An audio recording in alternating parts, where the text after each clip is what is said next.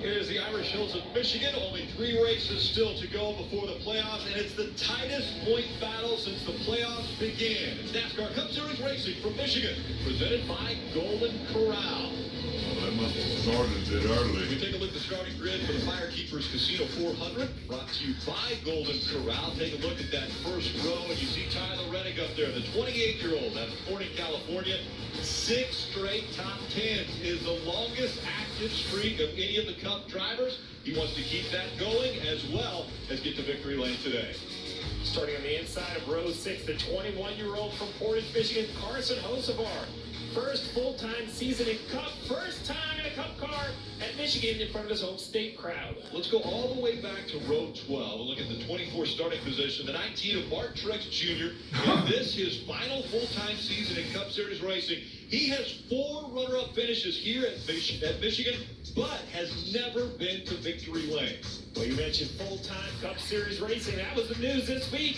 For the driver, the 16, A.J. Allmendinger, the 42-year-old, has 3 career Cup Series wins, and he'll be back full-time next year behind the wheel of the Pollard car.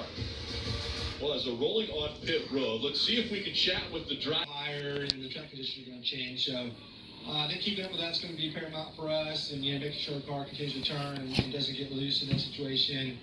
And then traffic's going to be tough, so I think just kind of staying ahead of the curve and pit strategy and track position and restarts, etc. Just keeping pushing. Steve, 700 starts as a crew chief. It's raining. A lot of work and a lot of races. And a big smile there out of Alan. 328 for you, Steve. We take a look at the most wins by crew chiefs from Hendrick Motorsports, and you got Chad Knaus at the top there, 82. Evernham, 47. Evernham, your mentor, too, Steve. Yeah, I got to work for Ray. I got to work for Robbie Loomis right there with 23. I worked next to Alan. We really started nearly the same time at Hendrick. Bright guy, tons of talent. Great at making cars fast, good at strategy. I mean, you see right there, 39 wins. So We're focused on winning. It's raining. Most points for ourselves, and that'll get us where we need to be. It's raining. How does that work internally? Do you After assign someone school. to just watch those teams, scan Watch them, those listen to what teams. they're doing, kind of listen to what You their gotta plan do might after be? How do you school. play that during the race? You could play The tools are so. Yeah. Throughout the day, and teams will have to make the choice today whether you want to capitalize on stage points or position yourself better for the next stage. And we'll be in that boat likely, and hopefully. Sometimes you have how long to make that decision? Under a minute to maybe make the decision that could, get you the points you need to make. It's raining. Playoffs or not? Yeah, absolutely. When caution comes out, you got to make that. It's a split. It's second. raining. Yeah, that's what it looks like. When those opportunities exist, we already have played through a few of those scenarios and have a pretty good idea of what we're going to do. All right, we appreciate Full Surgeon, everyone here on the One Team, Ross Chastain, for their access here. We'll have it during stage 2, Dave. Marty sneaking into the 19 pit box. I didn't actually sneak in. I asked permission, so James Small here calling the shots today for Martin Truex Jr. As usual, their position, 78 points to the good above the cut line. But you told me this morning that's nothing, right? With 3 races to go, you've got to protect that, but you also are... No, it definitely is. And then you got to factor in, how much fuel you need to take on at each time, and just try and minimize your time on pit road. So it's a balance of, having clean track, clean air, and having the cautions fall your way, because you think you might be on the right strategy, and all of a sudden it comes out at an inopportune time and it works out for somebody else. So it's tricky, but it's all part of the job.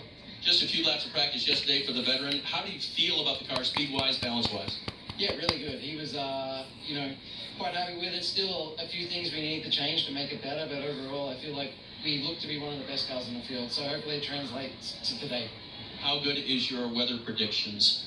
Well, I have the same radar everybody else has, and you can just look out over there, and that's where it's coming from. And I think it's going to rain pretty heavy here soon, and then, we'll see if we get going again before it comes again. So, could be a long day. You mind if I stay here and just do some engineering for you? Yeah, if you can. No, he's not that. You can't be that bored. No. We can start working on next week. And that's what they do. The work never stops here, guys. You know that. James Spall for the 19. Thanks, Dave. Does that mean you're working for the 19 team? No, but I might sit here for a minute longer just in case the sky opens up. So Understand. Well, so many things happened 1 week ago to affect the way the points are this week. We look back on Richmond. Again, this was with 2 laps to go. The 47 gets into the 41, and that brings out the caution for this overtime. Yeah, a lot of restart. Logano on the outside, got by Austin Dillon. Remember, Austin was dominating this race at this point, but Logano got the lead on the restart. Yeah, 3 lost control. Chasing 22 down to turn 3, contact with the bumper, then catches the 11, sends the 11 in the wall. The 3 was the first car across the start-finish line. Winner of the race still remains the winner of the race, just with the penalty, no longer playoff eligible for this win. Now, if he wins another race, he would be in, and then after the race, Logano shows his displeasure on pit road, ended up costing Joey $50,000 this week. So we mentioned points and how that affected the point standings. This was before the penalty. You see Austin Dillon was up there in 13th, and Mark Truex Jr. said,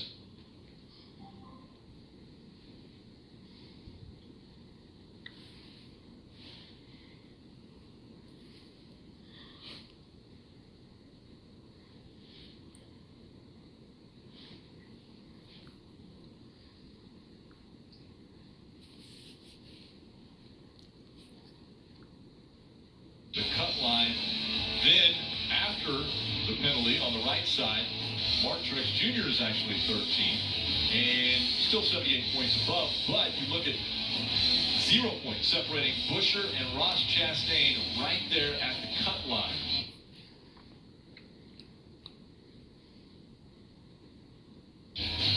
When I look at these points, right, Mark Truex Jr. with a good run today, I didn't put the stress behind him. If he leaves here without a new winner, let's assume we don't have a new winner, which could absolutely happen. Bubba Wallace, Buescher, Chastain, all good in practice. Right, Truex, if he can run well, he can feel good about the points, but everyone below him has to be panicked. And now, even with a new winner, though, then I think Truex has to start, asking himself, when's it going to turn around? Parker, it sounds as though you have caught up with the 54 team and Chris Gale. Yes, I have, and you saw there 18 points to the good, and that was not the case, Chris. Just a couple races ago, you guys were in a way better points position, but through engine failure, some bad finishes, you now find yourself in this position. How do you turn it around? I think you go back to focusing on what we did before to have the speed and get the finishes we did, right? Like I think we've talked about it. You and I, Sonoma on for us was a really bad stretch, right? We only had one of those 6 races where we finished and got the finish we deserved, right, points-wise, and left 107 points on the table just for random reasons, some within our control, some not within our control. But I think we've had good speed in all but Richmond, so I think that we just get back to focus on having good speed, control the things we can control and get the most points we can. Obviously, it's tight now, tighter than we ever wanted to be, so we just take it a race and a stage by time, one at a time. How many points can we get this stage? What can we do next to secure points? And I think we just get back on the horse and do that consistently, and everything will take care of itself. But Daytona next week, how important is this today?